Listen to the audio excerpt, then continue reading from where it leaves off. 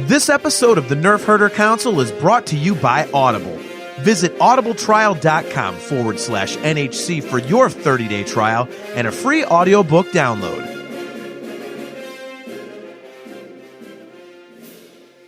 Hi, this is Joseph Williams, son of John Williams, and you are watching the Nerf Herder Council. Why, you stuck-up, half-witted, scruffy-looking Nerf herder! You can't use that word! Only we can use that word!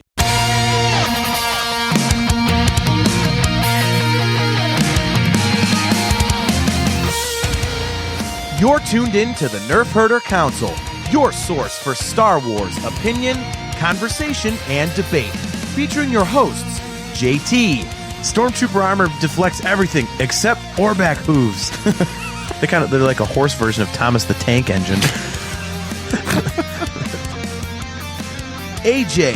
Yeah, Rebels is a lot like our show, where we think we have a good idea and then it just fails in execution. Steve. The vacuum of space does crazy things to your beehole out there, man.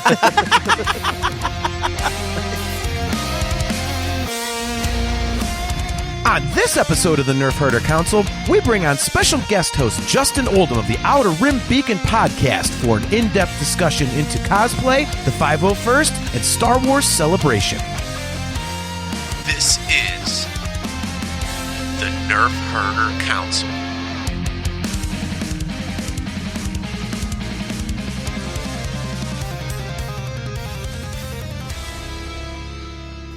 What's up, everybody? Welcome to another episode of the Nerf Herder Council.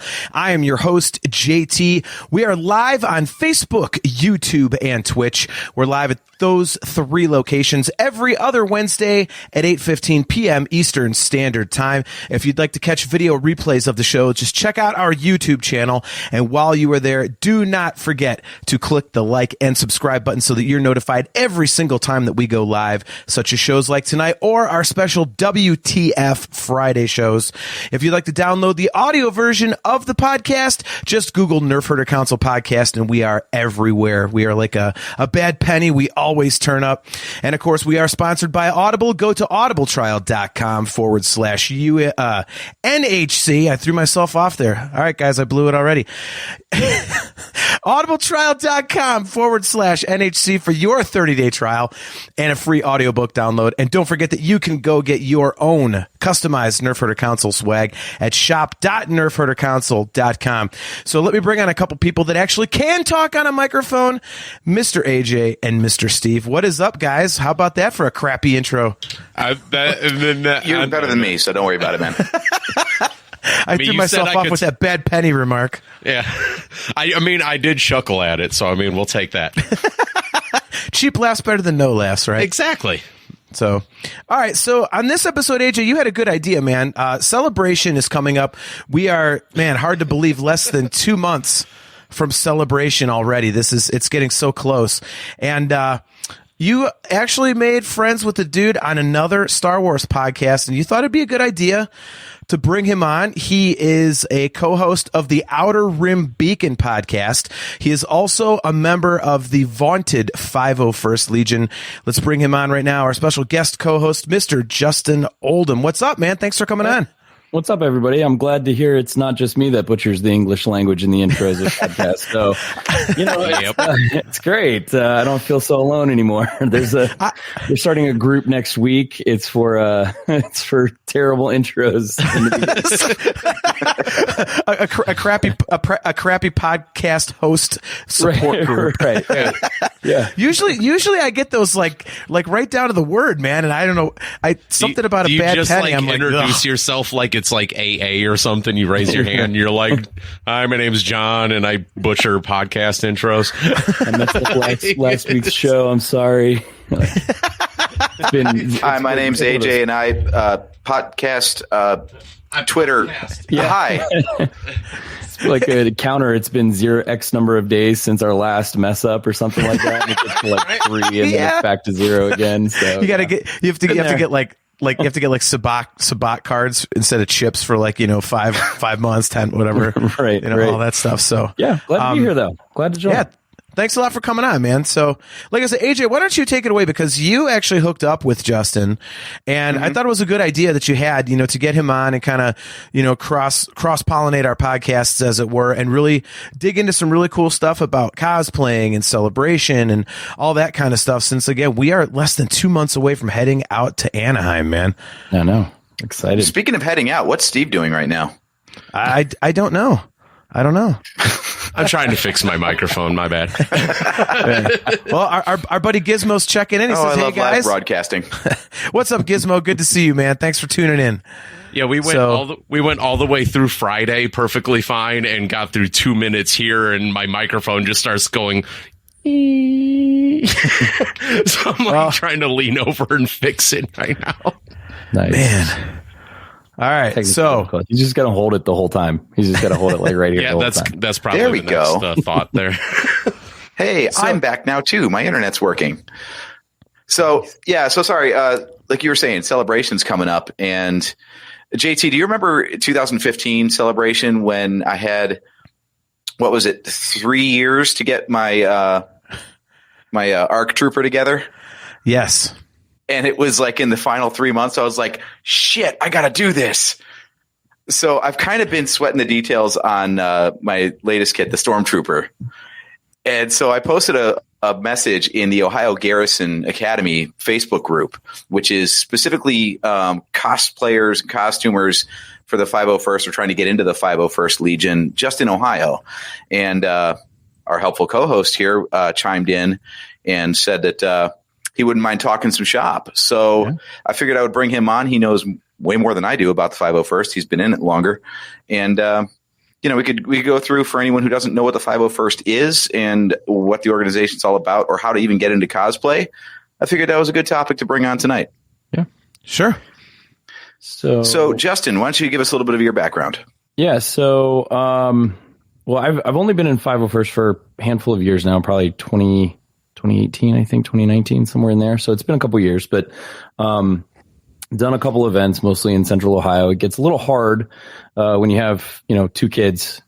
So finding time between their events to get out to do your own is a little bit of a challenge. But no, I've been, I went out a couple times last year, been out a couple times. I haven't been out yet this year just because everything coming off of COVID and whatnot. But hopefully, and it's been a busy spring. My daughter's about to turn 2, so she's all over the place right now. But it's good.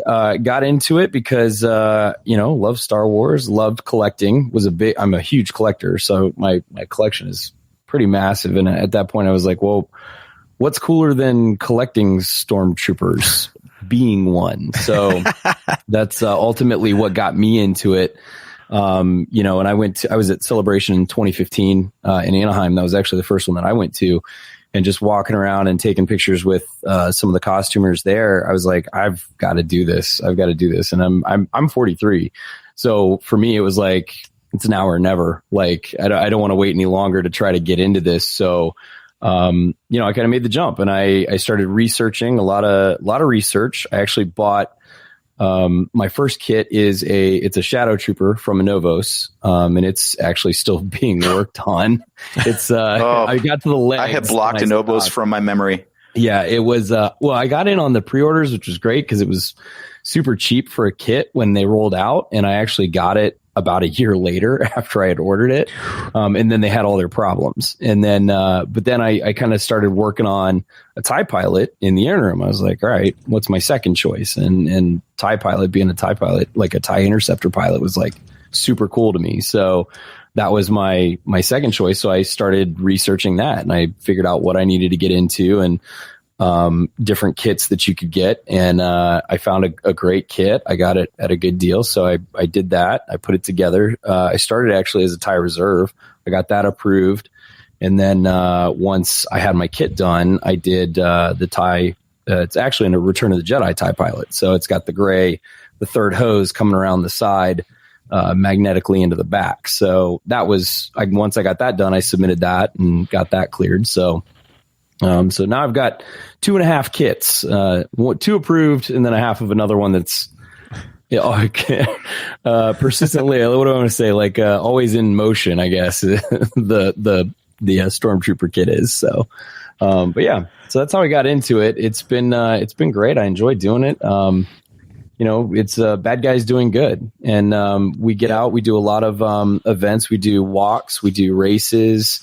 During COVID, it was a little bit of a challenge because there was not a lot. I mean, we couldn't do any public events. There wasn't anything going on, so they shifted to more of a virtual event where we could, submit videos or just a quick 5-minute clip or something wishing somebody a happy birthday. Or something like that to try to bring somebody's spirits up that maybe was in Children's Hospital here in Columbus. And then, there was like little video opportunities like that going around. And then finally, like events started to kind of pop back in late last fall, I think, in the fall through the winter. And then obviously it's picked up a lot more here in the last couple months. So yeah, it's a great time. It's awesome. I love it. Yeah, I remember a couple of years ago, again, pre-COVID. It's weird that we're going to have to always say things like that. PC. Yeah, PC. The dark times, right.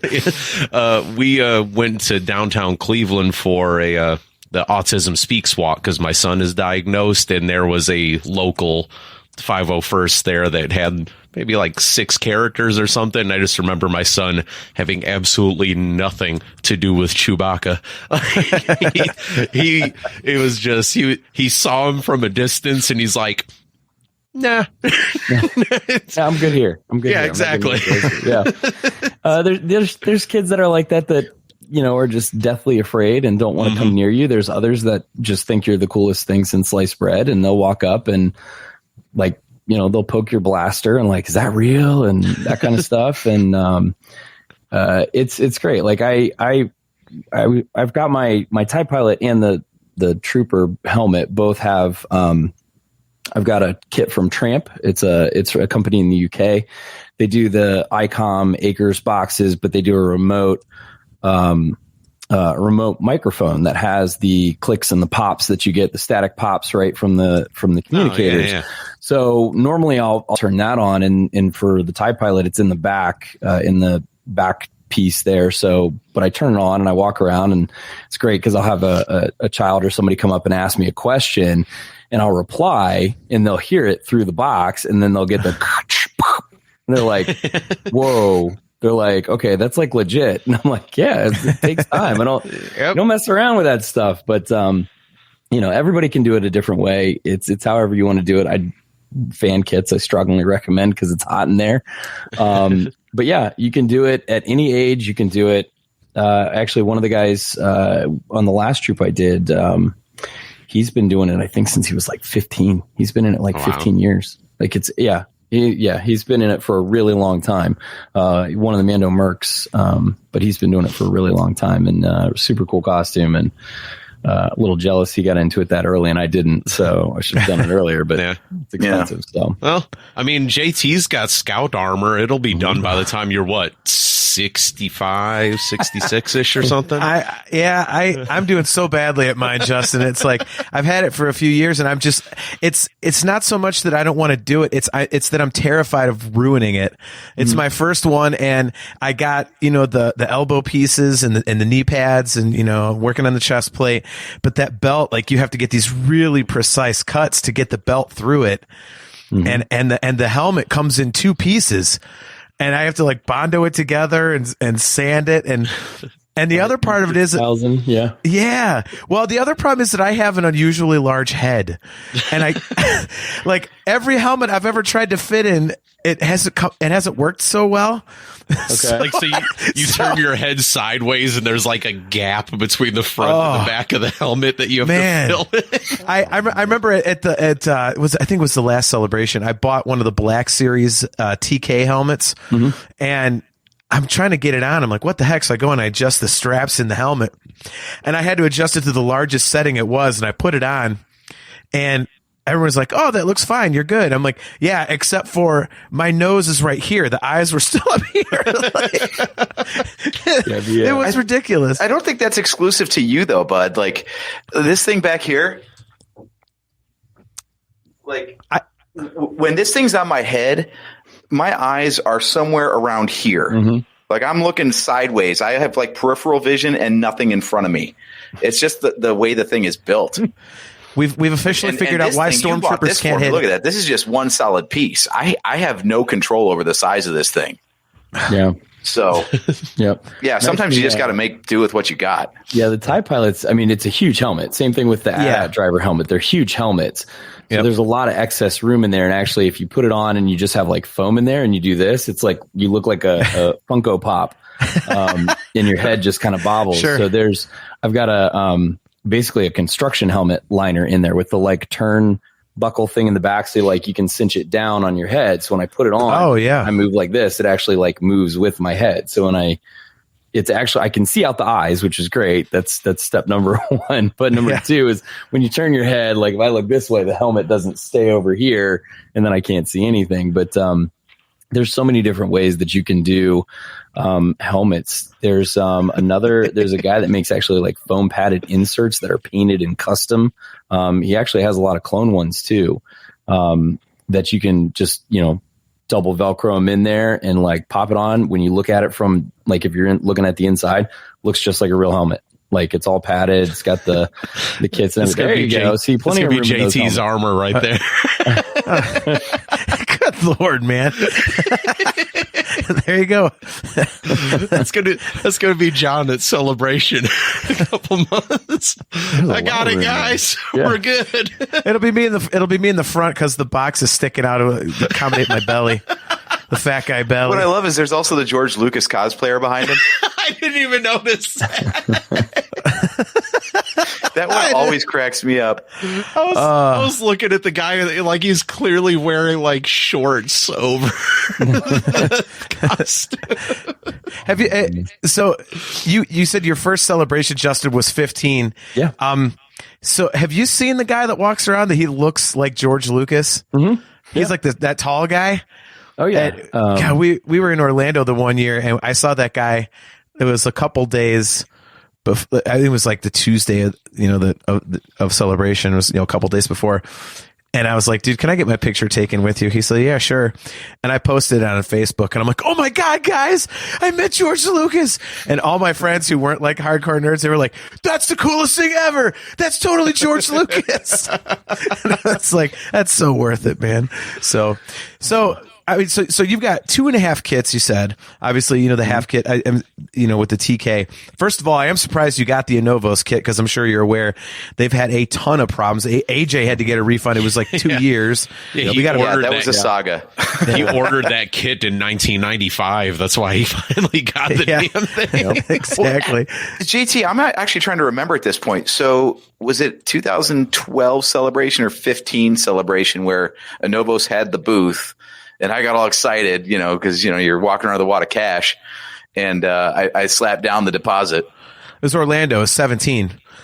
It was 17. Okay. Yeah, because you decided after doing, your ARC Trooper hammer that you wanted to get a standard TK. So, yeah, I mean, Justin, since you have 2.5 costumes, I'm going to make an assumption here because I've heard this with a lot of people that get into it. I'm assuming you prefer costumes that have more, if not all, soft goods. Yeah, I said that earlier. It's like, as you get older, you tend to appreciate the costumes that have more soft goods than hard goods because you can actually like sit down when you get tired. Yeah, you have more mobility. So like, yeah.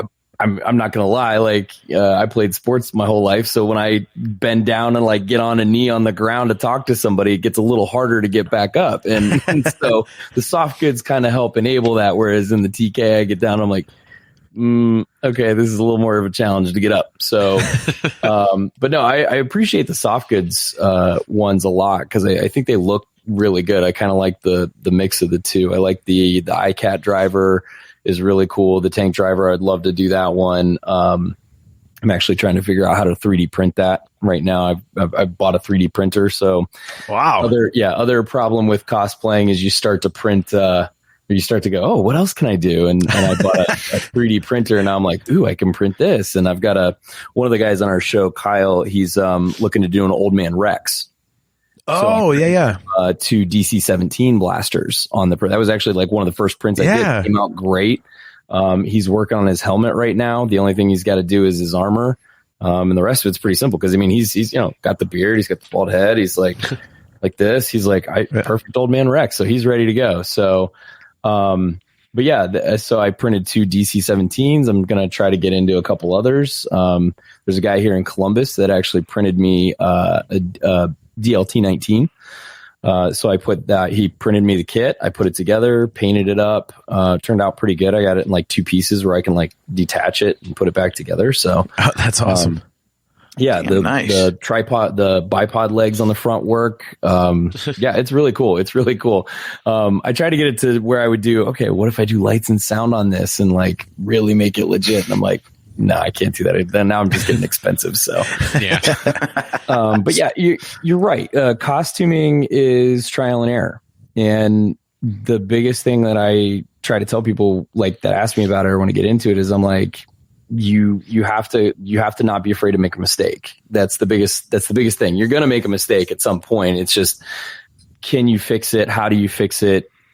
That kind of thing. And when it comes to armor trimming and like trying to get it to fit your body, don't go ham and just cutting a 1/2 inch off here. Start with like a 1/4 of an inch and work your way up. Don't just go like, oh, here's the right line, cut it. And then you go, crap, it's too short. I can't fix it. Now you're stuck. But I mean, there are ways that you can get like, PVC or ABS back on there and melt it and redo your own like Bondo kit. But it doesn't look quite the same. So always measure twice, cut once, and do incremental if you have to. But yeah, don't be afraid to make a mistake. It's okay.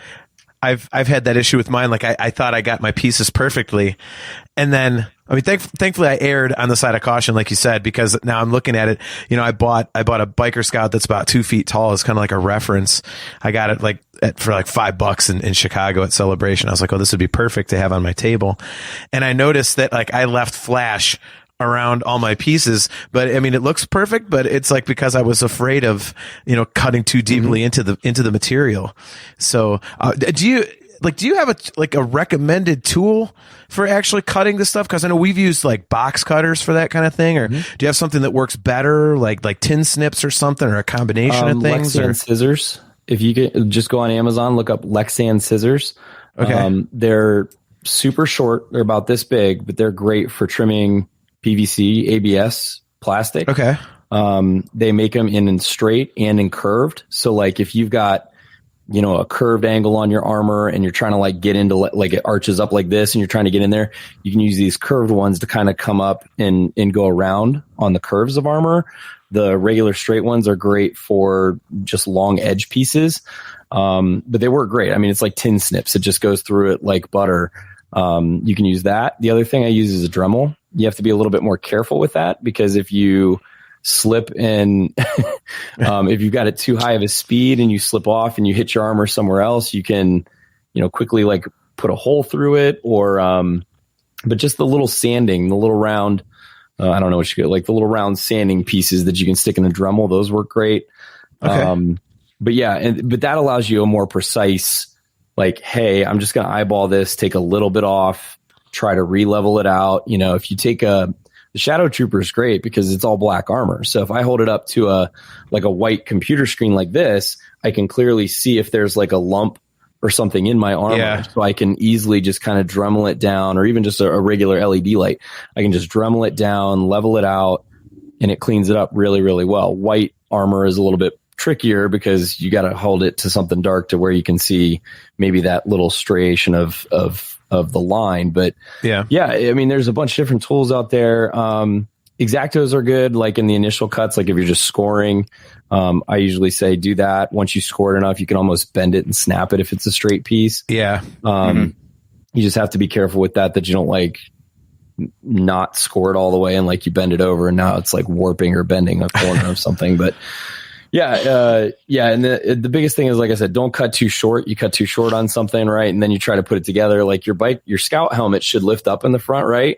Yeah. If you score the back part pieces that go together, you're going to be like this with your cheeks because the sides will be in too far, and then like it's just not going to work real well for you. I think you don't want to do that. I think I'll be like that anyway. Like, damn it, I did this right. That's just for eating too much pizza, not because you cut the armor wrong.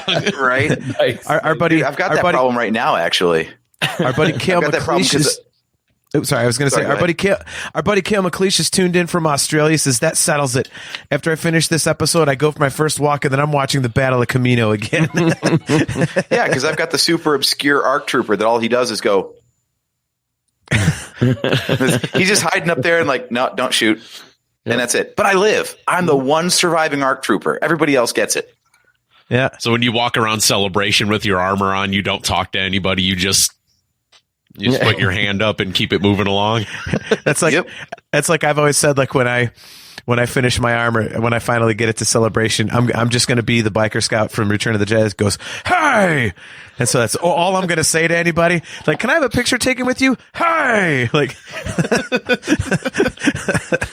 I'll be that one guy. You don't even have to say it now. Now they got like little buttons you can put in your gloves, and then you just push in an audio button plays it for you. It's like the direct quote from the movie. It's just be like, hey! Hit the button repeatedly. The ultimate laziness. The ultimate laziness. Don't even have to say the word hey. You make your helmet do it for you. Yeah. Yep. Yeah, there you go, AJ. That's all you do at Celebration is that. People want a picture. That's you just literally do that. the only thing the guy did in the episode too. Like he didn't fire a shot. He didn't say a word. He just did that. So yeah, fun times. Nice. So have you ever cosplayed at Celebration, Justin? No, I have not. The first one I went to was Anaheim in 2015. Went to Orlando in 2017.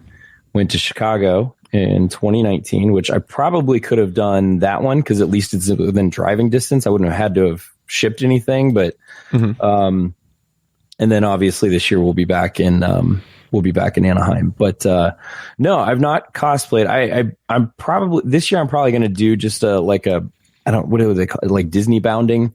You guys know what that, like where you dress like a Disney character, but you go to Disney and you kind of wear normal clothes, but it looks like a character. Yeah. Like I might do something like that. That's just soft goods. I think we're going to be recording. I think when we're out there, we've talked about it a couple times, like going down to the pool and just hanging out by the pool and recording by the pool and having a giant party down there. So, no, maybe something like that I might do.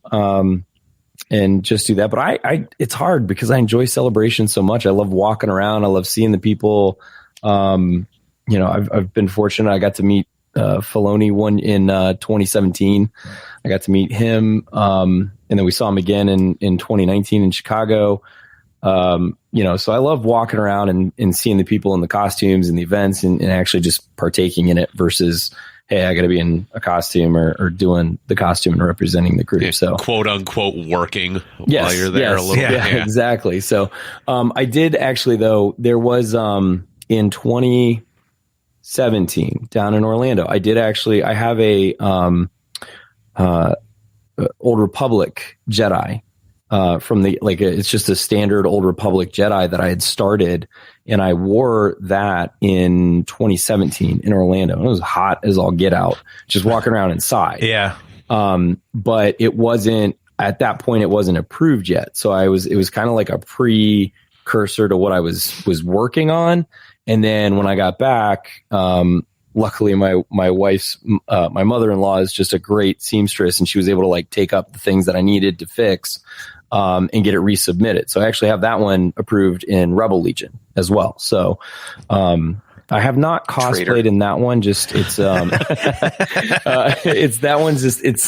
is really hot. And when it's almost worse to wear that one than it is to wear the TIE pilot armor because just robes and robes and robes. And then I've got, 2 sabers on the sides. The boots, it's almost thicker and heavier than the TIE pilot. So, but I've not worn that one yet, but it is approved through Rebel Legion. So I'm going to try to break that one out maybe this summer or this fall and see if I can get that one. It probably sucks. I mean, they'll take anybody. They'll take anybody in the Rebel Legion over there. So our buddy Kale wants to know about those buttons. He says, I really want to know how they correctly use those buttons. Being pretty much always on your fingers would make them super easy to misfire, wouldn't it? It can. It depends where you've got them and like how many you have. Like I said, if you go on Facebook, look up Tramp. He does great stuff with blasters too. Like you can put a blaster kit, a blast effects kit in a blaster, and he'll give you 50 different blaster options that range from, single fire to stun to full auto. It ran out of ammo. You got to reload it. You've got the works, and he'll do them to where it's in the gloves. Jeez. Like when you put them in the hands like this, and you can get different profiles. There's a lot of guys that do Darth Vader costumes that will do that, where they'll load up 5 different things in the gloves. And the big trick is when you're walking around, your hands got to kind of stay just open, or if you don't have one on the thumb, you can loop it in your belt loop like this and just keep it there. But it's really where you mount it, how you mount it, and how sensitive the press is. Like if it actually has to be a hard, a momentary switch where it's like an actual clicking engage versus just a pad that you touch and it goes. Depends on how it's wired, where it's at, that kind of thing. But there's a number of different ways that you can use it. My TIE Pilot's got the comm pad on it. I've got the LED lit comm pad. Normally I don't have it on, if I'm just out trooping, it's actually not a qualification per the CRL. So you're not supposed to have the lit one. So mine looks just standard without it. And then sometimes if I go out, I'll hit it and turn it on, but most of the time I just leave it off. So, but it looks really cool. It's just lit up, and I have the chest box lights as well. So, and they just run off of just a standard little, USB battery pack. It's super easy. So where do you get the soft goods at? Because that's one thing I've been trying to figure out. For my, for my TB, I'm trying to figure out. Okay, once I get this thing, I'm going to need the bodysuit. I know obviously, there's so many places to get the actual armor from online, but I haven't seen a lot of places that are like, hey, I'll make you a bodysuit for like you said, you're a TIE pilot, or you got the AT-AT driver, or I'm doing the biker scout. So where do you get that at? So the soft goods for Wampa Wear is a big one. That's one that commonly people go to is Wampa Wear, because he does have a good selection like X-Wings, TIE pilots. If you're looking for a Boba Fett jumpsuit, he's got that as well. I actually really like Imperial Boots. Vince, the guy that owns Imperial Boots, does a great job. I think they're based out of the Philippines, I want to say. So it's a while, and he does runs basically where, once a month you'll have a week long window to order what you need. You place your order, and then usually they ship out in about a month, and then 2 weeks after that you've got it. So it's about a month and a half to 2 month process. But I will say this, Vince, if you're questioning your size, because when you look at the sizes, hey, your waist, your arm length, your inseam, your neck diameter, whatever it may be, if you send him your size and hey, I'm 6 feet tall, 200 pounds, my neck, I wear a 16, neck size, or 16 and a half neck size, he'll come back and say, this is the size that you need. He is spot on with his sizing, not just with the soft goods, but with the boots as well, the shoes. My TK boots and my TIE Pilot boots were both ordered through Imperial Boots, and perfect fit on both of them, because they do run different.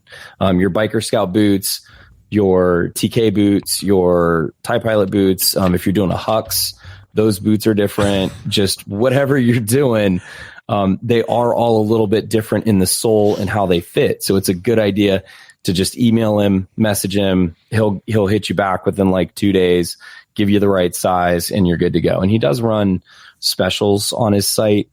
At different times, obviously the best times November. If you're looking at doing it, look at Thanksgiving, sales, day after Thanksgiving sales, because they do it all the time around there, whether they're in the US or not. Or they'll do holiday runs. It's just a great time to buy. But he knows his stuff. He knows his sizes. So if you've got questions, he's the guy to go to. But yeah, it's it's crazy with what you got to be careful, because sometimes if you order something, you can't return it too. And then you're stuck with, like, it's like just way too tight on your body, and it like doesn't work. It's gotta fit and be comfortable for you. The biggest caution I would say is if you do, there's a lot of really good vendors on Etsy, and I'm going to preface this with that. We love to support small vendors on our show, pin makers, patches. I don't know if you guys have ever bought anything from Ryloth Relics, but he does like challenge coin things that are just beautiful, absolutely beautiful work. We love to support small vendors, but with the costuming stuff on Etsy, you have to be very, very careful, because if it's not to the CRL and you're trying to get in the 501st, you can just go, hey, there's a TIE Pilot outfit over here and it looks really cool. It's only $30. That's probably a sure bet that it's not going to meet the CRL standards. You got to make sure you read what the CRL is first, and that what you're ordering would meet those standards. Most of them are pretty upfront and honest with you as far as whether it meets the standards or not. But just word to the wise, be cautious when you start getting into that stuff. Sure. Now, so a quick definition for our audience, because we've read up on this stuff. We actually know a little bit about it, but the audience doesn't. I think CRL is CRL is Costume Reference Library. There's a whole set of guidelines and stuff. People have set up all the approvable rules and whatnot for how to get your costume approved, all the way from like basic approval all the way up to what they call Centurion status, which is like as film accurate as possible. Like, oh, that screw in that one spot was a Phillips head, not a flat head. It must be painted, all the details. So, yep. And they're spot on. They're really, really good, because somebody has taken an incredible amount of time to look at stills from movie, TV shows, animation, whatever it may be, to get it exactly right.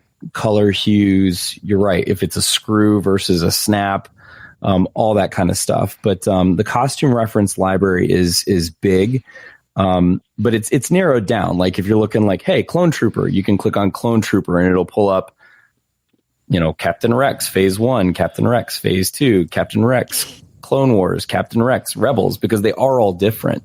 Same thing with if you're looking at just regular TKs, there's stuff that's in there from novels. There's stuff that's in there from comics. There's stuff that's in there from movies, from animation, from everything. So if there's a character that you want to be, or that you've always, Thrawn's in there, like everybody's in there. So if there's a character that you want to be, I can almost guarantee you there's a CRL for it. I've not seen Dexter Jetster yet.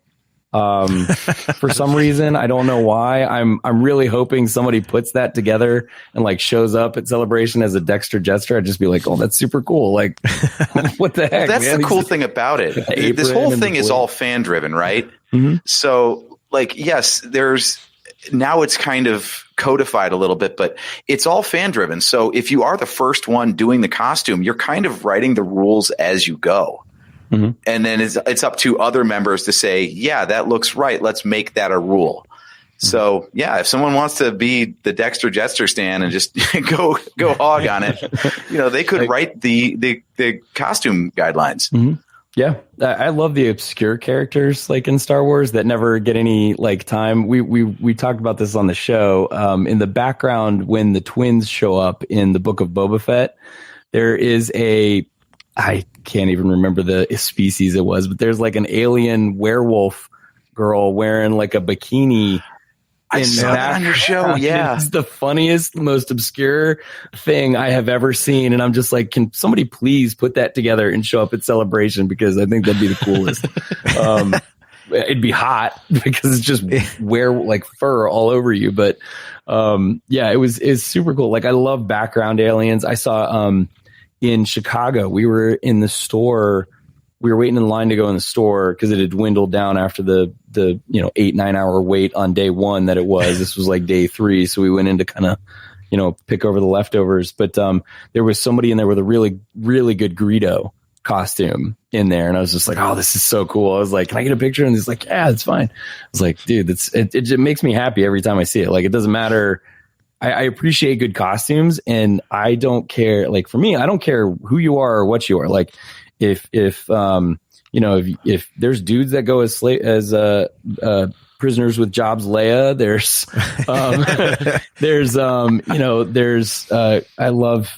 ladies that go, there was I can't remember her name.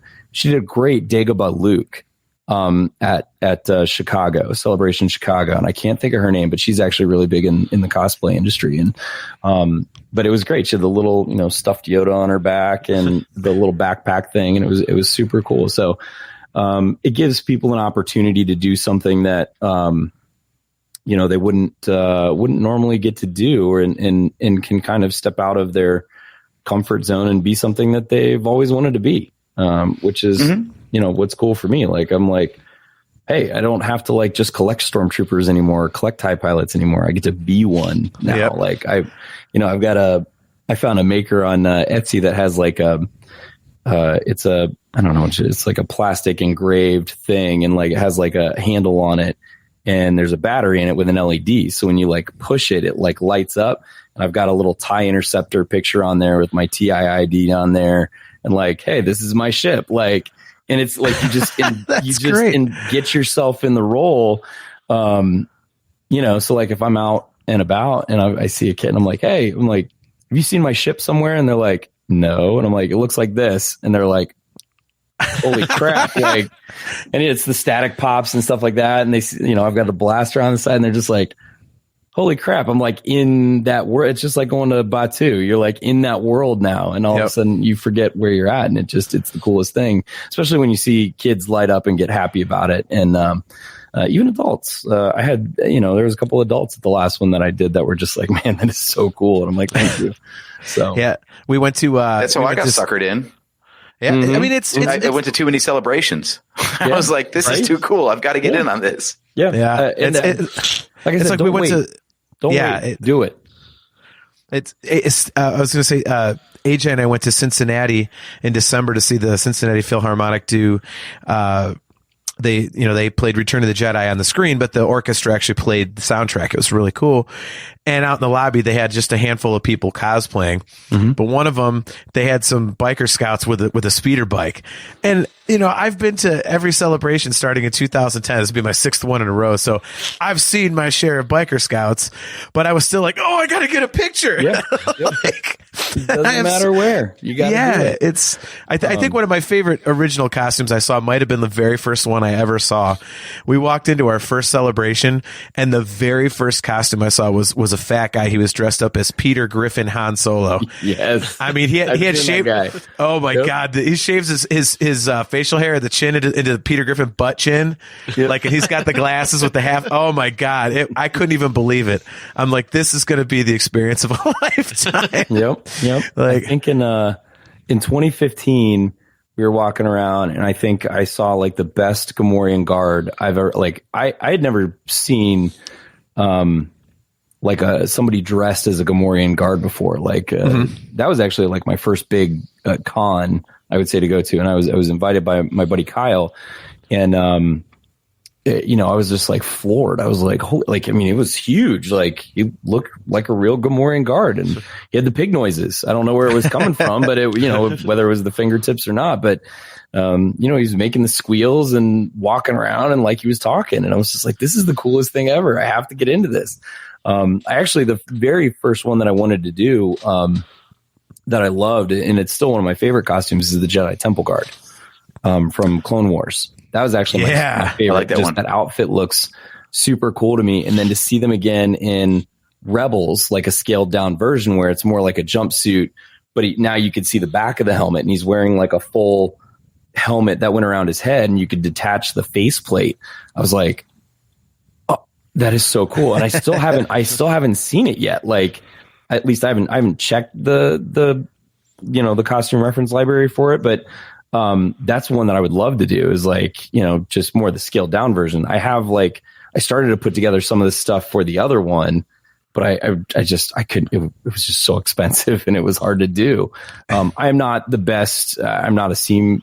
I don't sew very well. So that's why I had to incorporate the mother-in-law. I can do the PVC stuff. I can do the armor stuff. I can do cutting, gluing, all that kind of stuff. But when it came to like more of the intricate soft goods, I couldn't do it. So But yeah, that was my favorite. That's actually what I started to do, and then shifted gears and went the dark side, and ended up with the Stormtrooper and the TIE Pilot. So that's awesome. So this is a question, I guess, for all of us. Well, not you, Steve, because you only go to dumb Disney and not Celebration. But Kale McLeish wants to know, have you seen many Praetorian Guards since The Last Jedi came out? I haven't seen a ton. I'll be honest. I thought we would see more of those, but I in Chicago, and that was I think I've seen 3. I know I can count them on the fingers of one hand. That's for sure. Yeah, I think it was may have been Orlando. There was 2 in Orlando. It was with one of my friends, Vic, and for that one, and I think there was 2 walking around, but that's all I've seen. I haven't seen many more. I don't know that there's any in. Or maybe 1 in Ohio Garrison. There may be none in Ohio Garrison. I'm not sure. I'd have to look. I remember the ones in 17. AJ, do you remember we were walking around? We're like, dude, the movie's not even out. How do these guys have this costume? Right? That's the thing that blows I remember me away. 15, we had the First Order Stormtroopers, but that was, by the company. They were already working with Anovos, and they had hired those people to wear those costumes. But yeah, in 17, Last Jedi's not even here yet, and they've already got the costume done. They must pick apart those trailers frame by frame to get that information. It's ridiculous. Yep. I walked around, and it was a couple people came up to me and they said, "Man, that's an awesome Unkar Plutt in 2015." I was like, "Get the fuck away from me!" 1 quarter. I have a glandular condition. Yeah, exactly. 1 quarter portion. Well, there you go. That's all you need to do is just get a pocket full of those things. If somebody says some shit to you, you just throw a quarter portion at them. That would be a great. That'd be a great thing to carry on Celebration, wouldn't it? Like portions, and just throw people portions. That I'm gonna find out how to do that. You just let some bread get really moldy. You put it in a vacuum sealed bag, right? Just a little bit like this. Let it vacuum seal it down, and then just start handing that out. There you go. I'm amazed no one has yet. I think I'm onto something. That's like there's your plan for the next 2 months. And I want people that hand things out at Celebration. That could be yours. Just put a stamp on it. Here's our logo, 1 quarter portion. See, and that'd be great because it's I wouldn't even have to cosplay. I'll literally just wear a shirt that says "Hungry." Ask me for a quarter portion, and then people give me a quarter portion, and I'll reach into my backpack and go 1 quarter portion. There you go. And I'll be the portion guy. There you go. When Celebration starts, it'll be a joke. People will say something to you because they're not going to expect you to have it. And then by day 3, people are going to be like, "Hey, there's that guy that's handing out the portions." I'm gonna figure that. I'm gonna get one of those vacuum seal things you see on the TV infomercial. Yeah. You can make your 12-foot blanket be the size of an IKEA package with our product. And I'm going to figure this out, dude. You know what the other thing I want to figure out, and I'm sure, AJ, you can appreciate this, and Steve, we've talked about this on the show, so you know. But Justin, whoever is the person that figures out how to make armor that you can actually use the restroom in, at least take a piss while you're wearing your armor. If you could figure out that piece down there, you are going to be a gajillionaire. Do you have any idea how many of those you would sell if you're like, "Hey, are you a Star Wars cosplayer? Well, check this out. Now we've got something where you can actually take a piss standing up." Like an easier detachable cod piece, has a window in the front, magnetic. Exactly. You can do some crazy things with magnets in your Star Wars pieces. So, just cut the PVC, the ABS, right, and put a magnet in there, and there you go. You got to work on the flap. Kale McLeish, it's called a catheter, John. Yeah. A little bag on the inside of the Justin, you're actually not kidding. I used a lot of magnets in my kit, actually, because especially the Clone Wars stuff. There's that's never designed to have a person inside of it. So there are no seams naturally for the costume. So to get that seamless look, it was a lot of Velcro and a lot of magnets. Just, because you got to smash your arm in there and then make it look like it never came off. And I tell you what, for those that have never worked, what is it? It's like neodymium magnets. There's actually a company that you can go to and you can they sell tons of these magnets in different shapes and sizes and things. they are strong, really strong. Like, you get them close, they'll literally just snap together to the point where if there's enough force, it'll break the magnet. And you they ship them with literally plastic in between them, because there has to be like a divider in them because they're so hard to get apart. That's what I have in mine is so the hose that goes from the chest box around the back. There's not a lot of, like, everybody goes back and forth on the ROTJ TIE Pilot because they're like, well, is there a hose? Is there not a hose?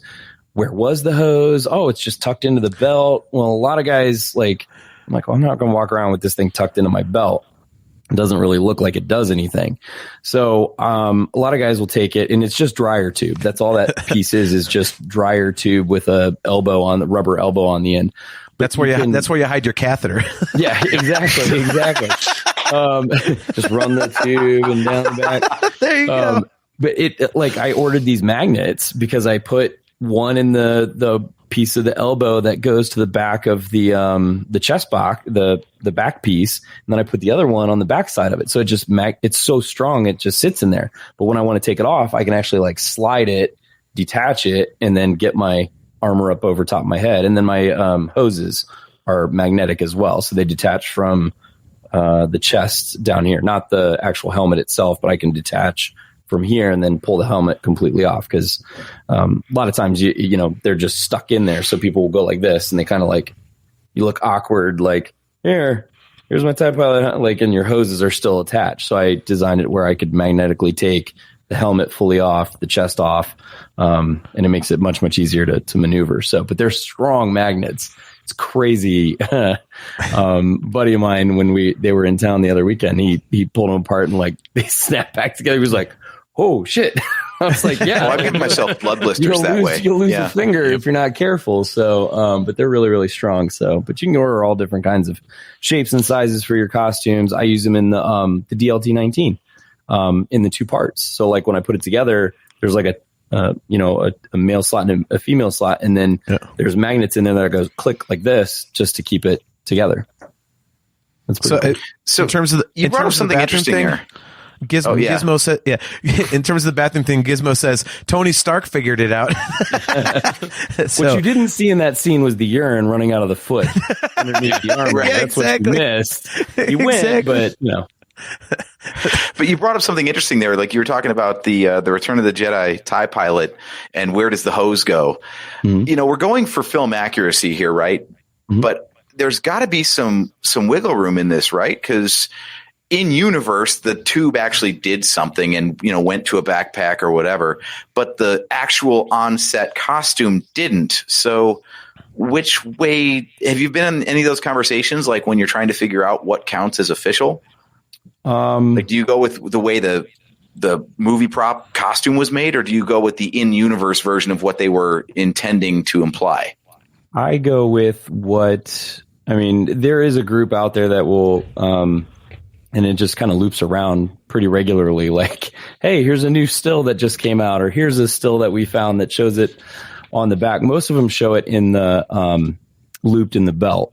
But as long as the CRL says, hey, you're okay, you can put it in the belt, or you can put it in, I'm pretty sure the last time I read it, it was, you can put it in the belt, or you can put it up on, you can have it attached to the back piece.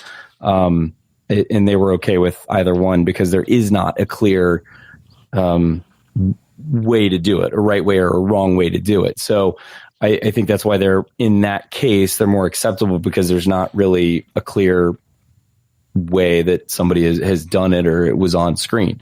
In other thing, now they did come out and say, hey, your compad has to be, they changed the colors on it recently. I think it was actually within the last 6 months to a year. They changed the colors on it. So if you have a compad that has blue and red and something else, you have to have a green one on there now, because they determined, hey, in the movie, the compad for this era TIE Pilot has a green rectangle. So you have to go back and you have to update your compad to make sure that it matches the correct CRL. So, do people go out and go, hey, you're not wearing the right compad, I'm going to report you? I've not had that. before. So, it's hard to say whether like people are that stickler about it. I've heard war stories or like horror stories about, 501st guys from people. Some really get over the top into it, and everybody I've met has been really, really cool. I've not met any person within the 501st that has turned me off to it or wanting to do costuming or join the Legion. If those people are out there that do that and they kind of turn people off to it, shame on them, because it's a lot of fun and it's for a good cause. It's not about who has the most accurate costume. It's about what you're doing to help other people, and in the good causes that you can do by representing Star Wars and Lucasfilm and actually getting out in front of people to make, in some cases, dreams or wishes happen. You know what I mean? That's can you talk about that? Yeah. So, the idea is they do a lot of stuff with, we've done Make-A-Wish stuff. There's, there's visits to children's hospitals for cancer patients. Certainly, patients maybe that have, what do I want to say, non-curable, diseases or cases that, don't really have that expectancy. So it's about brightening their days and future and making sure that they're having fun and enjoying their time. Not about like, oh, hey, your costume's not right. That's not what it's about. Mm-hmm. So, and I can almost guarantee you, any of those kids that see you walk in the door, they're not going to notice it. They don't care. They just want to see a Star Wars person. That's what they're there. Like, they get It'd actually be hilarious if like some 8-year-old called you out on your costume. I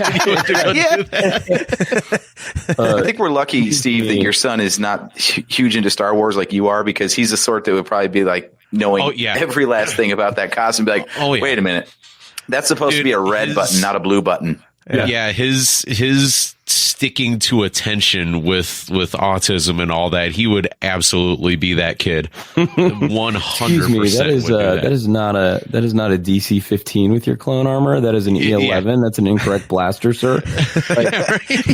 Okay, kid. But he wouldn't say it to you. He'd turn around and say it to me. He'd be like, "Daddy, why does he have the wrong blaster with his outfit?" and just make me the awkward one staring like. It's when you just go. Yeah. Right. I don't know, kid. Ask him yourself. Yeah. Right. But yeah, it's bad guys doing good. We raise a lot of money for charities.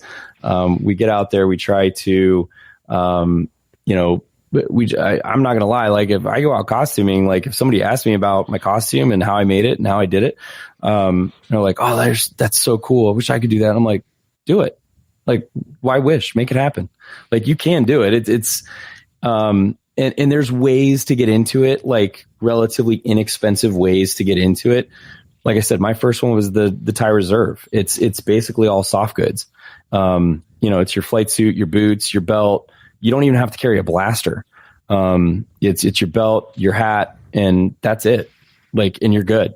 I mean, it's a minimal cost at that point. I'd say probably, depending on where you get your boots and your belt, that's probably, it's like 200, maybe under 200. It seems like a lot, but there are costumes out there that are way more expensive. 200 is not a lot at all. Yeah, it's not bad at all. No, it's not bad. Same thing with X-Wing. Yeah, you're not getting a good Vader for under like 3,000. No. Yeah. Same with Boba Fett. Boba Fett is a really hard one. The Vader's a really hard one. I imagine if I saw a Praetorian Guard, that's probably a really hard one too. The Royal Guard is not terrible. I'd say, if you look up Imperial boots, he's got a full kit of soft goods all the way down to the boots. I think it's $300 to $500 if you want to be a Royal Guard. And then the helmet, whatever you find for your helmet, whether you want to buy it as a kit and it's not painted, if you want it fully painted by somebody else, if you go the comic route and you do like a Carter Jax and you do the full armor underneath the robes, then that gets a little bit more expensive. But there's ways into costuming. Jawas are great. You can get into Jawas at a relatively inexpensive price. The Tusken Raiders, you can get in with a Tusken at a pretty reasonable price. So there's options out there if it's something that you want to do. I totally get it that it's not the cool, like you may go, oh, it's just a Jawa. Like it's not the coolest, but I guarantee you when you show up at an event, kids are just excited to see a Jawa as they are a Stormtrooper or Boba Fett or any of the other ones, because Jawas are cool. You can run around and like steal stuff. And people like get like we were at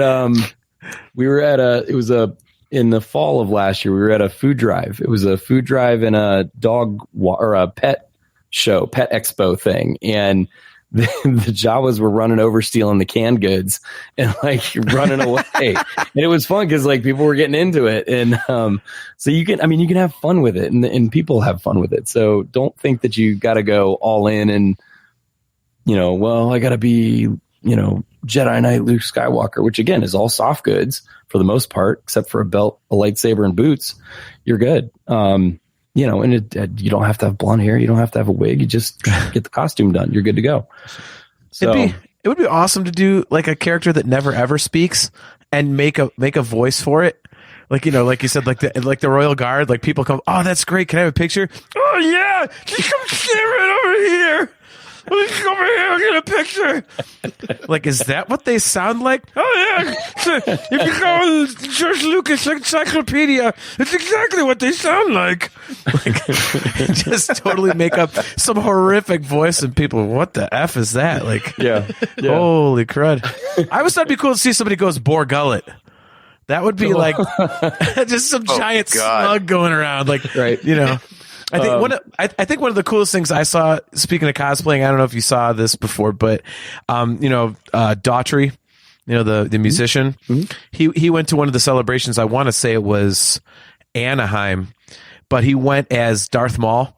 So nobody knew that it was Daughtry because he's walking. He had the perfect face paint. He had the horns, but because his face was painted up, nobody had any idea that it's actually like this world famous guy, like right in front of their face. Yeah. So I thought that was kind of cool. That's funny. So I can see people going, "Hey, did you know that's Daughtry?" And everybody else is like, "Who?" Yeah. I'm like, I'm here to see this guy. I'm here to see Pedro. Like, who's Daughtry? Like, what if they're sitting there having a music conversation? They're like, man, you know who I can't stand? That effing Daughtry guy. His music sucks. And he's just got to sit there and take it or out himself. He's waiting in line for an autograph from Ashley, like standing behind somebody like, well, this is awkward. Should I tell him? Yeah. Let's see you write songs, you dick. What'd you say? Oh, I'm sorry. Sorry. My bad. Oops. Yeah. So, Gizmo. Old Ben Kenobi is just a taller Jawa. Not expensive at all. Oh my God. It's two costumes in one. You just throw the Jawa piece on and throw the hood up and you're good to go. Yeah. I've not seen anybody do a Babu Frick yet. Although that would kind of creep me out a little bit, seeing a giant Babu Frick instead of little teeny tiny Babu Frick. But right. Like I was thinking that while you were talking about the Jawas, and I'm like, I'm 6'3". I don't think I can pull off Jawa. That's why it would be funny. Have like an enormous Babu Frick. Yeah, he's just walking around like, hey, what's up, everybody? Droid, who are you? I'm comically large Babu Frick. Hey. Comically large Babu Frick. Oh my God. Yeah, I'm trying to think what kind of space toxin that enlarged him or something like that. The Anzellans are all small, but here comes Babu Frick, like King Kong of the Anzellans. What is going on right now? Oh my God. God, I love how you even know his species, man. That is crazy. If you guys do you guys read the High Republic stuff? I'm read it. Halfway through the second novel. Was that Falling Star? I think it is, or something like that. Yeah. The Falling Skies, whatever. And it escapes me what it is right now. The one that came out in February is really, really good. But there is mention of another Anzellan in there, which if you guys have seen any of the videos on the Halcyon, the Disney hotel, the ship was designed by an Anzellan, and the character that designed the ship is actually in the book. and it's cool because now there's they're more tying than everything one. together. Yeah, and it's all apparently these giant star cruisers are all built and designed by Anzellans, which are just these little tiny guys. You know, and at first you thought Babu was like the only one, but now they're actually like a bigger part of the Star Wars universe. So, I've read all the High Republic stuff to this point. I got to catch up on the comics a little bit, but we've read all of the High Republic stuff to this point, and it's so cool to listen to how the Jedi were then versus how they are now, like how they were through the original trilogy and even in the prequels. But the number of characters that they've introduced in the High Republic as Jedi and whoever else, like was it Leox? Leox is like Matthew McConaughey. All right. And he's just walking. Okay, you're clearly doing the Audible stuff, aren't you? Yes, I love the Audible stuff. But yeah, he's basically Matthew McConaughey. I love Mark Thompson, man. Mark Thompson is fantastic. But he's in and then Geode. Geode is. Oh no, okay. Geode is a bone of contention on this show. So what's your take on Geode, Justin? We had a whole segment about. Are you kidding me? A fucking sentient rock? Like what? What are we doing? Like, you know? And we admitted that maybe we were wrong because when we heard there was a force tree in Last Jedi, we're like, what the hell is that? And then we kind of extrapolated, oh, there's a force cow and Luke accidentally kills him and he's eating force hamburgers. Like, you know, like, and the force tree turned out cool, but we're like, a rock? And then we found a picture like of the rock in like the cabin of a starship with people. I'm just like, what is going on here? Like how far, like how hard can you jump the shark? So like, so go ahead and defend Geode because, you know. How he is written is just fantastic because the lines are just puns. I mean, it's it's just puns of how he's written. And I think that was just the Justina Ireland book. I think that's the new one. I have my notes here somewhere, but it's just how he's written is perfect. There was, I think, in the newer book, there's just like a line where they can magnetize themselves, apparently. Of course they can. Some other one of the other guys that used to be friends with Leox and some of the others who's now like their enemy tries to shoot him. So he magnetizes himself and the blaster bolt ricochets and goes back and hits the guy and it kills him. And the line was something like, and there was Geode standing over him like a tombstone. And I'm like, it's just beautiful. Like this rock is like looking down on you like, yeah, punk. That's what I thought. Like Dirty Harry style. There's your cosplay for Celebration, John. Oh my God. I am so doing it. I am so doing it. Just go get some foam block, glue it all together, cut a hole that you can just get. We said the same thing. Cut the eye hole and then have the little mesh like that's on the side of buses so you can see through it. But no armholes, no nothing. But you got to leave a little room so that like you walk around a little bit and then you just squat down. Yep. And you look like you've been sitting there for a while and then get up and move. And then people are like, what the heck is going on here? Wasn't that over there about an hour ago? Yep. Dude, that way you just What's even better people. is they play him out like to be a player. I'm laughing my ass off because apparently like he pulls. Oh yes, yeah. I don't know what. Stop! He's hitting on one of the characters, and they were like, and Leox was like, "Oh no, it's okay. Geode only dates in species," knowing full well Geode is a player and gets around and does not only date in species. Right? Like.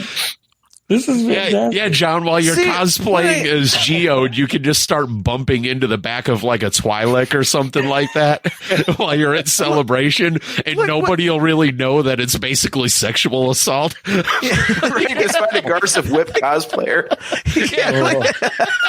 Like what's the joke? Hey baby, I'm always hard. Like what? Like what? I mean, what are you gonna? Like, I mean, dude, seriously, I can't stop laughing at this picture. It's like, who? I want to know the behind the scenes of who came up with this. Like, all right, they're having a character meeting. Some guy goes, "I got one." Okay, what do you got? A rock.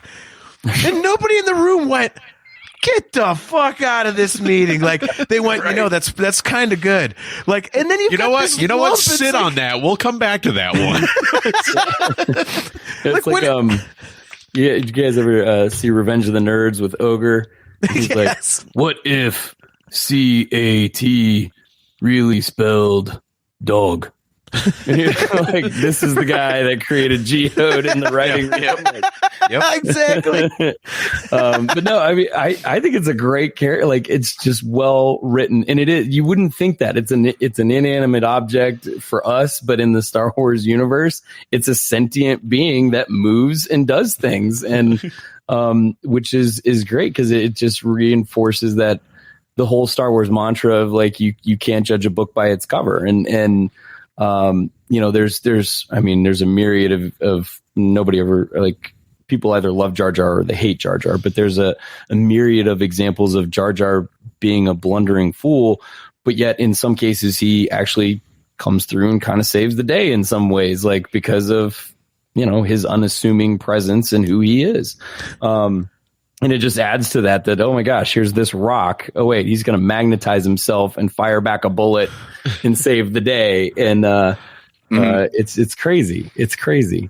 I'm going to get a couple of my friends, and it's going to be a 3-person cosplay, and I'm going to dress as Geode, and the guy behind me is going to cosplay as a sheet of paper, and the guy behind him is going to be a pair of scissors.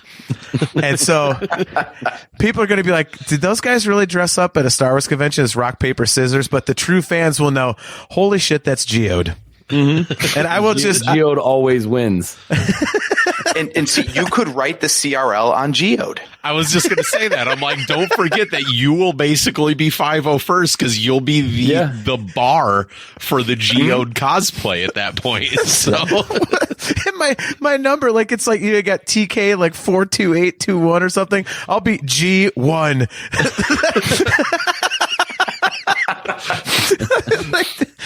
I mean, it's like, wow. I'm surprised somebody hasn't done it. Like, I'm not artistic enough to put enough styrofoam together and carve it like the picture that you had up with the way it's angled and stuff. I'm sure somebody out there could, and I'm really surprised nobody has yet to go, all right, here's my submission. Geode, hope I pass. It's coming. That's coming. Turn that down and go, it's a rock in a book. Yeah. I don't have anything on this, like, other than that one picture. That's all I got. So unless the paint color is way off, you're in, man. You're in. You've got too much quartz in there. It's supposed to look more shale. I'm sorry. We're gonna reject you. Right. That's clearly sandstone, guys. Come on. We're gonna have to change that. So, like, how does he die? There's like the bad guy, like, kill him and turn him into a countertop or something. Like, he planes him down. It's like I don't have the imagination to come up with a character like Geode, but I do have the imagination to, like, have fun with it at least. Well, and you can tell the writers in the High Republic series have had fun with Geode and what they've done with him.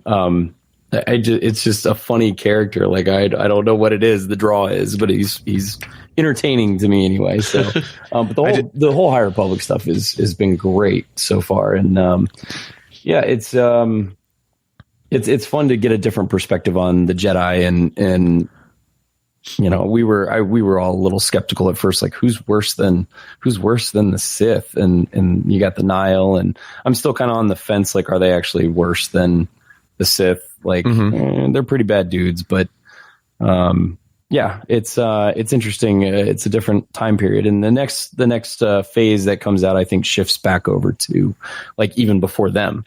So Yoda's going to be even younger, and then I think in the third phase it comes back to present at the end of Starlight Beacon and whatever, and you get the last, like, chapter, the last hurrah of the High Republic. So that brings up a good point. I wanted to say something and ask you, but Gizmo kind of beat me to the punch here. He says Gizmo says they are transported by space whales.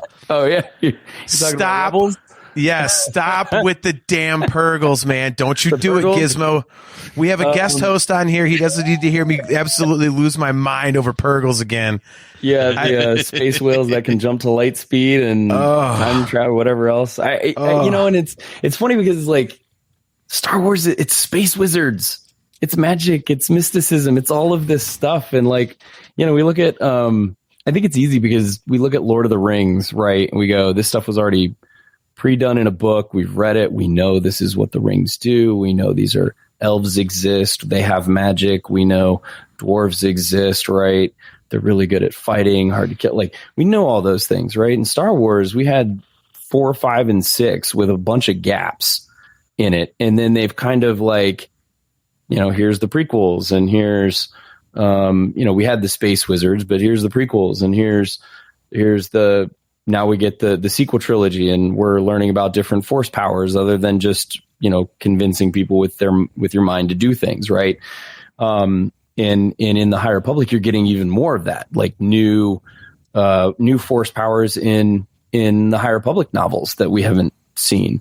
And so there's like constantly new stuff coming out and they're just, it's world building. They're expanding it and making it bigger and it's growing and it's hard. And trust me, like I'm 43. I'm like, that's, I'm not one of those guys that's like, that's not my Star Wars. That can't be blah, blah. No, like I like to listen to it. I like it. There's some stuff I don't like. Don't get me wrong. There's some stuff I don't like. But on the whole, like if it's new Star Wars and it's coming out, I'm here for it. Like, let's go. Like, I love getting new Star Wars. So, but yeah, it's been fun, man. I love the High Republic stuff. It's good. The comic stuff, War of the Bounty Hunters is really good. And there's a ton of costume stuff in the comics too. I know, like, I'm trying not to like stray too far from the costuming stuff. No, it's fine. It's fine. There's a ton of cool costumes in the comics as well. And I can't think of his name. It's the bounty hunter with the he's like the Terminator. His character escapes me right now, but his like face is like part metal, his arms metal. Somebody's got to do him at some point and put that one in because he's a cool character. Why can I not think of his name right now? Well, I think one of the best reasons to get into the comics or anything is if you liked Black Chrysanthemum in Book of Boba Fett, he was already in the comics 6 years ago. Yeah. So like they're pulling from everywhere. If you think it's cool in comics, it'll probably show up in a show. Yeah. There's some really good afros out there. Yeah. A buddy of ours was the guy who did 000. He was the dude walking around. Right. In that amazing 000 costume. It was funny because we met up with him and we were like, because one of our other buddies was his handler that day, and we were like, "What the hell?" And he's like, "Oh, hey, it's Ken." And I'm like, "Oh my God, like this is amazing! Like it looks so good." And so we sat there and talked to him for a minute, and then after we lost track of him, we go online that night and he's got these pictures posted. All these famous people had posed with him. Like, I mean, and the one that got me was, I'm a big like Anthrax fan, and the drummer from Anthrax was hanging out with him. And the drummer from the Anthrax even posted on his own thing. He's like, "Oh man, I'm at Star Wars Celebration." I'm like, "I miss Charlie freaking Benante. Damn it." Like, so yeah, but you're right. I mean, the costuming, like it comes from anywhere. And the ones that I really like, I think that are really cool are the people that kind of like, it involve like, how do I phrase this? Like, we've seen people in wheelchairs dress as like, X-Wing pilots, and they make like a little X-Wing that goes over their wheelchair. So they, we've seen a guy in a walker, like as, Palpatine, and he turned it into like, an AT-AT type of a thing. Mm-hmm. I think those are the coolest when, people integrate, disabilities or whatever the proper, I don't want to be un-PC. So, disabilities, what the proper term is, but those are always awesome to me. Those and the little kids, like when the little kids are around doing it, like that always gets me. Like, it's just because that, that's like a parent just having the time of their lives, sharing their love of Star Wars. And this kid's like, "Oh, Dad, I want to be, I want to be Princess Leia, or I want to be Rey." Like, it's so cool. I love seeing that, man. That's like the best part of Celebration, besides meeting new fans and hanging out and making friendships and stuff like that. It's like just seeing stuff like that. And like, younger fans, like you mentioned Rebels a minute ago, we're not really big fans of the show, on our program, but I'm with you. Like, I love when they do new Star Wars stuff because it's an opportunity for more people to get into it. And you know, something like Rebels, like kids, it's a cartoon. So little kids are like, oh, you know, this is cool. So I think that's that's like a really cool thing to see at Celebration. The one thing that I tell people all the time, and that we've said all the time on the podcast, is that like whatever your niche is in Star Wars, whatever you like, there's always something that you like. Even the sequel trilogies, which are a lot divisive amongst people, right? They either love them or they hate them, or they don't. You know, they like this one but not this one. And I always say, like, you can take there's always one thing that you can take from any Star Wars thing that you enjoy. If you absolutely hate all of it in that, then there's a problem, because it's all within the same world. It's all within the same realm.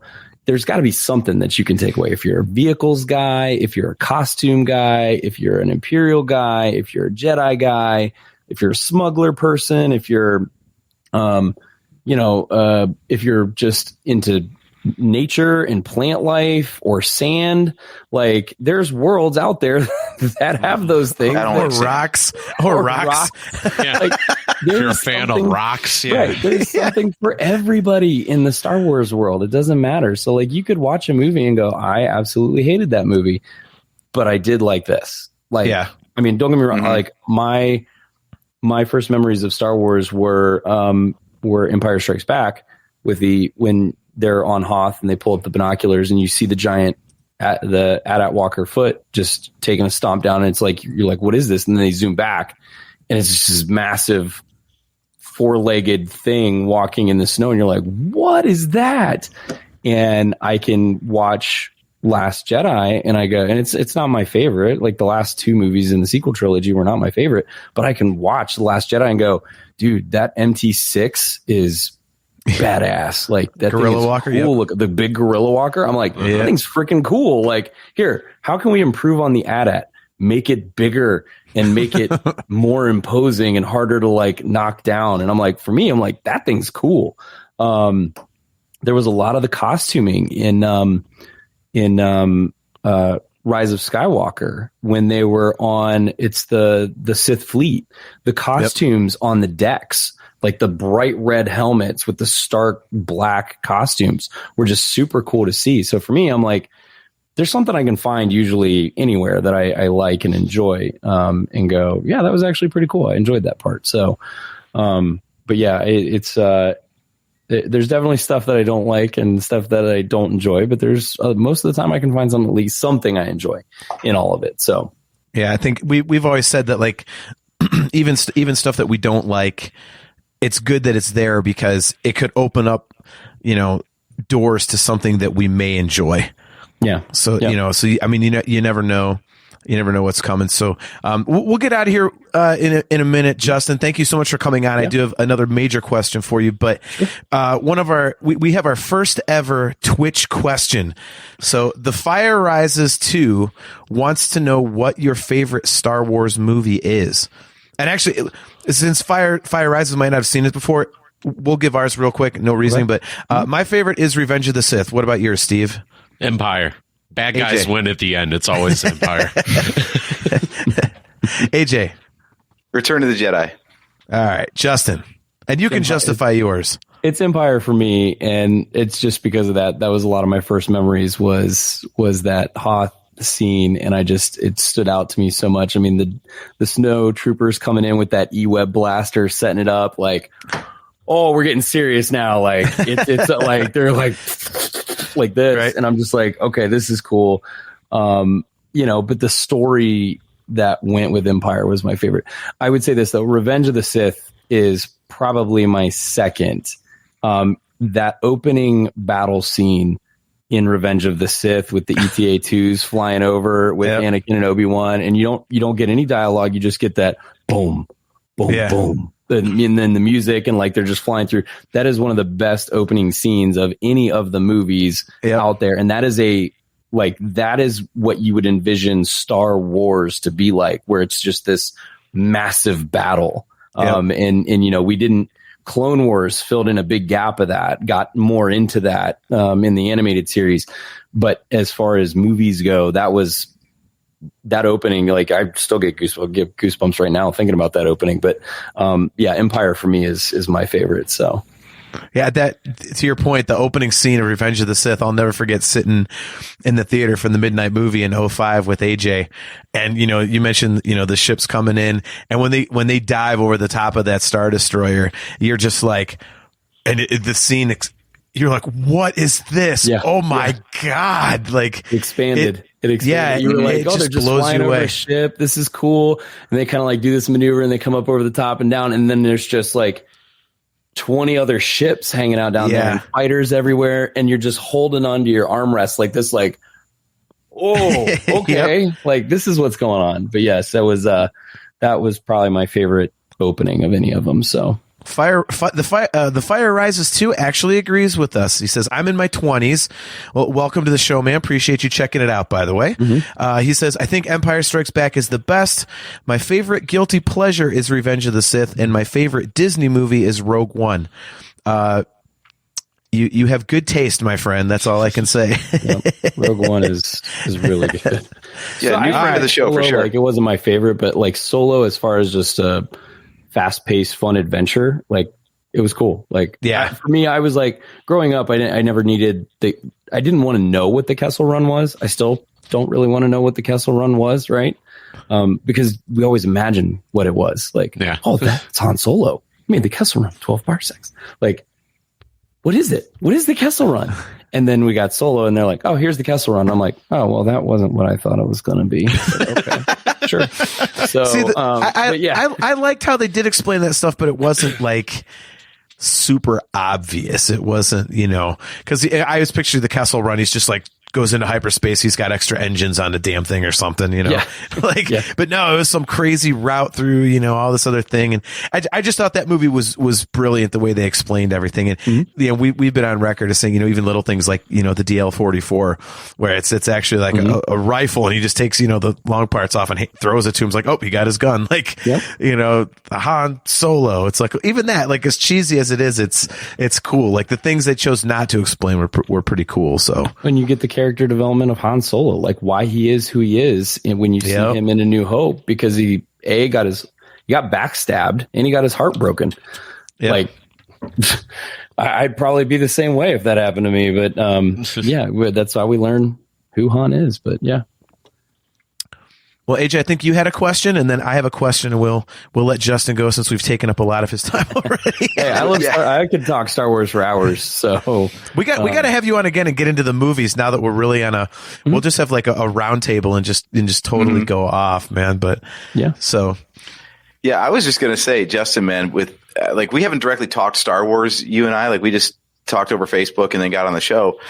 And man, your insights into like your views on the saga and like what it means to people and how, people can connect through it and all that. Combined with your appearance, I think I've got a cheap cosplay for you. I think you need a fedora and a Pittsburgh Penguins hoodie, and just don't shave for like a week. And you've got your Dave Filoni nailed. You really could.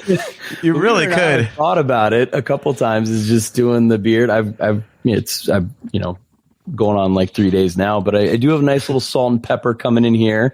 I could, I don't know that I can let my hair grow out that long, but I've thought about the hat, the cowboy hat, a couple of times, and doing the jacket and doing that. I love seeing Dave Filoni whenever I can.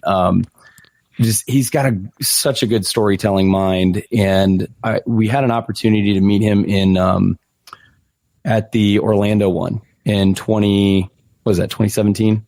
When we were down in Orlando, he was doing signings of a Bo-Katan print, and there was only like 100 of them. So like it popped up on Facebook, and my buddy and I are like, when they start at 10:30, I'm like, dude, we're not doing anything tomorrow. We're going to go and get in that line.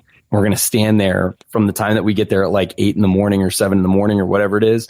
And we stood there, and we weren't even the first ones in line. Like there was already like there's about 15 people in front of us. Yep. Yeah, you got that nailed. There's a cleaned up Dave right there. That's probably more the passable one for me, I think, is the cleaned up Dave. But yeah, he was super nice, super cool. I got a signed print, got my picture with him. And that's one of those celebration memories that you're going to have the rest of your life. And then I was wearing a Commander Wolf shirt, just the wolf head on it with it was like a black long sleeve.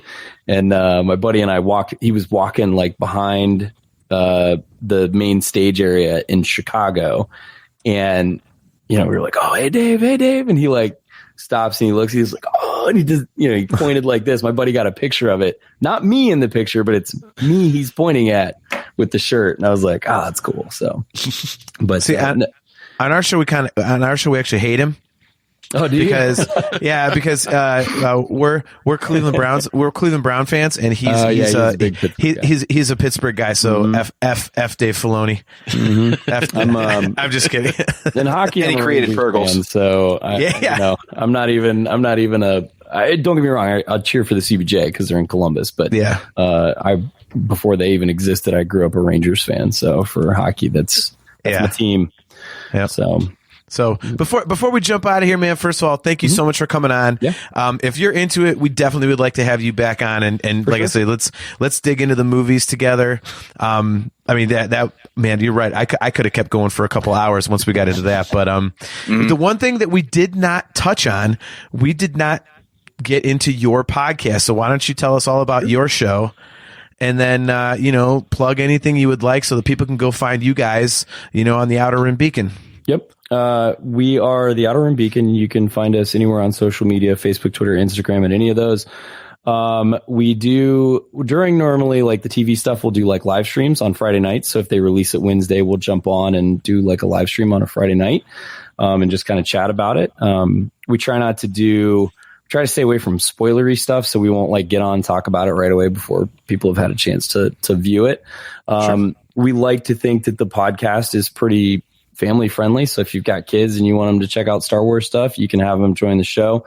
It's myself, Kyle, Josh, and Maggie, who, we get together, we talk Star Wars. Right now we're in, we just finished up the most recent High Republic book. We just released that review. We're about to dive into a Rebels rewatch because I think it was like on all of our minds as we're getting into Celebration for some reason, and with Ahsoka coming up and all that kind of stuff. So, but yeah, anywhere on social media you can find us. You can find me on Twitter at I am the Bendu. If you guys want to follow me, you're more than welcome to. I don't post a ton of stuff on there just because I'm pretty busy with kids, but don't worry, we're terrible at that as well. I do share stuff every once in a while. Bendu's one of my favorite characters. I know it's weird, but for some reason I like physical embodiments of the Force being represented. So like there's the Bendu, there's obviously, the 9, the sisters, with the masks and stuff that Yoda visits. I just think it's kind of cool that there are things in the Star Wars universe that don't represent a light side or a dark side, and they can do whatever they want and based on their reactions. Like they try to be teachers and mentors to people, but when they don't do what they are supposed to do, they're willing to, go, all right, well, peace out, I'm leaving, or I'm going to smite you and take you out. Yeah. So, but yeah, so anywhere you want, social media, we're on all the podcast things, iTunes, Spotify, SoundCloud, any one of those, you can find us, Outer Rim Beacon. And we'll be at Celebration. We've got some swag that we'll be passing out at Celebration too. So we'll hook you guys up with some swag when we're there. Perfect. Yeah, we definitely got to hook. We definitely got to hook up for that. So, God, less than 2 months, man. But yeah, well, Justin, thanks again for coming on, and thanks to all you guys in the chat for hanging out. Joseph Friend showed up late, but good to see you, man. The Fire Rises 2. What's up, man? Good to see you. Thanks for checking out the show. Our buddy Mark Thrasher, Gizmo, Kale McLeish. Thanks for hanging out with us tonight. Don't forget, we are right back here on Twitch, YouTube, and Facebook in 2 weeks at 8:15 p.m. Eastern Standard Time. It's every other Wednesday at 8:15 p.m. Eastern Standard Time. And we are brought to you by Audible. Go to audibletrial.com/NHC for your 30-day trial and a free audiobook download. You can find the Nerf Herder Council pretty much anywhere you find your podcasts. And if you are watching on YouTube, do not forget to click that like and subscribe button so that you can find out exactly when we are going live. So until next time, I am your host, JT, at Dog Pound Jedi. He is AJ. At Drake Adams 579. He is Steve. At Nerf Herder Steve. And he is Justin. I am the Bendu right here. Nice. And we will catch you next time, guys. Thanks a lot.